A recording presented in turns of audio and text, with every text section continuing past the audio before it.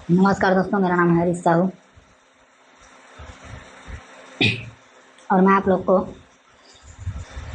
Class 10th का maths पढ़ाता हूँ, गणित। ठीक है, जो कि सीजी बोर्ड का है। ठीक है दोस्तों, तो ये आपके अध्याय का अंतिम वीडियो है। हमने सीखा जो कि एक सारांश के रूप में है कि इस अध्याय में हम क्या मुख्य रूप से सीखे हैं। ठीक है, तो अध्याय 2 के हम अंतिम वीडियो, ठीक है, लास्ट वीडियो में डिस्कस कर रहे हैं। तो हमने क्या सीखा इस अध्याय को पढ़ के, तो चलिए हम आपको बताते हैं। तो पहली चीज़ हम क्या सीखे हैं कि एक घात वाले दो चरों से बने समीकरण के आलेख सदैव सरल रेखा होती है। ठीक है, जैसे अगर दो चर हैं, ठीक है, मान लीजिए कि दो चर हैं,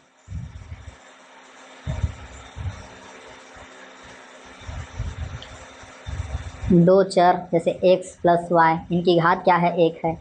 ठीक है, बराबर ले लो कुछ भी, 5, ये समीकरण बन गया। ठीक है, तो इसका जो ग्राफ बनेगा वो क्या रहेगा, सीधी रेखा, सरल रेखा,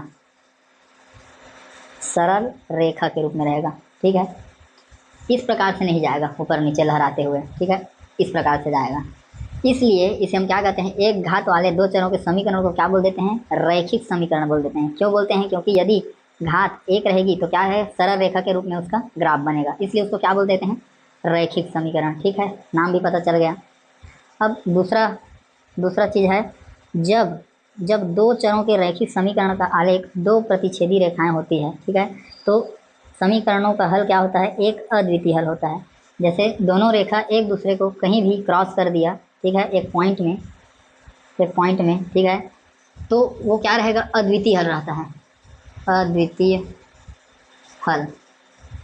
ठीक, अब बोलता है तीसरा कि जब दो चरों के रैखिक समीकरणों का आलेख दो समांतर रेखाएं होती हैं। ठीक है, अब मान लीजिए कि ये रेखा क्या हो जाएगी, अब समांतर दो रेखा जो एक दूसरे को कहीं भी प्रतिच्छेद नहीं करेगी। ठीक, तो इसका क्या है, कोई हल नहीं होगा। क्यों, क्योंकि कोई भी जगह में प्रतिच्छेद नहीं कर रही, तो कोई हल नहीं होगा। ठीक, ये सब याद करने लायक बात है, इसको भूलना ही नहीं है, तभी आपके इस अध्याय के प्रश्न के हल हो पाएंगे आपसे। ठीक है, हो गया दूसरा। तीसरा बोला कि जब दो चरों के रैखिक समीकरणों का आलेख समपाती रेखाएं होती हैं, तब समीकरणों का अंततः अनेक हल होता है। बोल रहा है कि जैसे समपाती रेखा है, ये एक रेखा है, ठीक है, और इसके जस्ट ऊपर में एक और रेखा है। ठीक है, तो ये अपने आप को कई बिंदु पर ऐसे प्रतिच्छेद करेगा, हर बिंदु में, इसलिए क्या होता है, इसका अंततः अनेक हल होता है, बोल रहा है समपाती रेखा का। ठीक, अब पांचवा पॉइंट है कि दो चरों के रैखिक समीकरण निकाय को निम्न रूप में लिखा जा सकता है। ठीक है, ऐसे मैंने आपको बताया था, a1/a2x, ठीक है, a1x धन b1y बराबर c1, a2x धन b2y बराबर c2। ठीक है, ये क्या है, व्यापक रूप है, दो चरों के रैखिक समीकरण, मतलब जिसकी घात एक हो। ठीक, आगे बढ़ते हैं। आगे है आपका, ये 3 पॉइंट आपके दे दिया गया है कि सही बोला है। ठीक है, तीनों पॉइंट गणितीय रूप में, सूत्र के रूप में समझिए कि यदि a1 और a2, b1 और b2 जब बराबर होते हैं, ठीक है, तो समांतर रेखाएं बनती हैं। ठीक है, और समीकरण का कोई हल नहीं होता, कोई हल नहीं।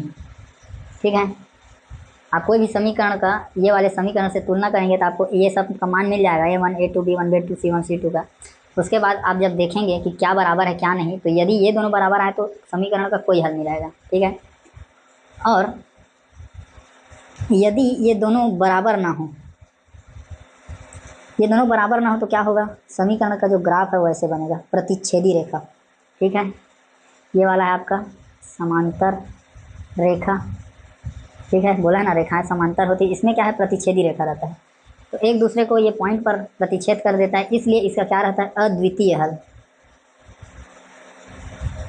अद्वितीय हल होगा।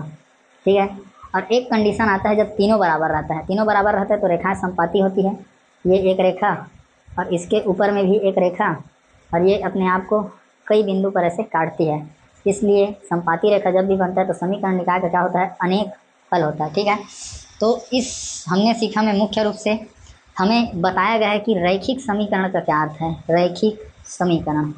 ठीक है, तो इसको यदि परिभाषित किया जाए तो हम बोल सकते हैं कि ऐसे या दो चर वाले ऐसे समीकरण जिनकी घात एक हो, ठीक है, ये इसका अर्थ होता है। और जब कोई भी रैखिक समीकरण बनता है तो उसके जो चर होते हैं उनकी घात एक होती है, ठीक है, तो उसका जो ग्राफ बनता है वो क्या होता है, सरल रेखा के रूप में बनता है, सरल रेखा, ठीक है। ऐसे हो सकता है या ऐसे हो सकता है, ऐसे हो सकता है, या संपाती हो सकता है। तो सरल रेखा के रूप में बनता है, इसलिए क्या बोलते हैं इसको, रैखिक, एक रेखा के रूप में बनता है, ठीक है। इसका जो ग्राफ है एक सीधी रेखा के रूप में बनता है, इसलिए इसको रैखिक समीकरण बोल देते हैं, ठीक है। और दूसरा चीज़ और बताया है कि कोई भी समीकरण दिया है तो उसका हम इससे, रैखिक यदि समीकरण दिया है तो हम इससे उसका तुलना कर लेंगे। जब तुलना करेंगे तो हमें तीनों का कुछ ना कुछ मान प्राप्त हो जाएगा, ठीक है। तो ये वाले कंडीशन को ना हम अलग अलग चेक करेंगे। तो पहला जो कंडीशन होता है वो इस प्रकार से होता है कि A1 A2 बराबर हैं B1 B2 के, ठीक है। अगर ये कंडीशन ठीक है तो रेखा क्या बनेगा, समांतर बनेगा और कोई हल नहीं मिलेगा, क्योंकि प्रतिच्छेद नहीं किया कहीं, कोई हल नहीं,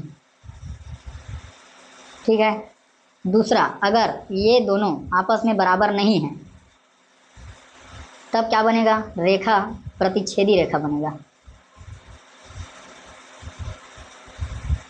और समीकरण का अद्वितीय हल होगा, ठीक है। तीसरा कंडीशन है कि जब ये तीनों आपस में बराबर मिलेंगे, ठीक है, तो रेखा कैसा बनेगा, एक सीधी रेखा बनेगी, इसके ऊपर एक और रेखा बनेगी संपाती, और ये अपने आप को कई बिंदु पर ऐसे काटती है, तो इसीलिए ये रेखा क्या रहेगी, संपाती, और इसका अनेक हल रहेगा समीकरण का, ठीक है,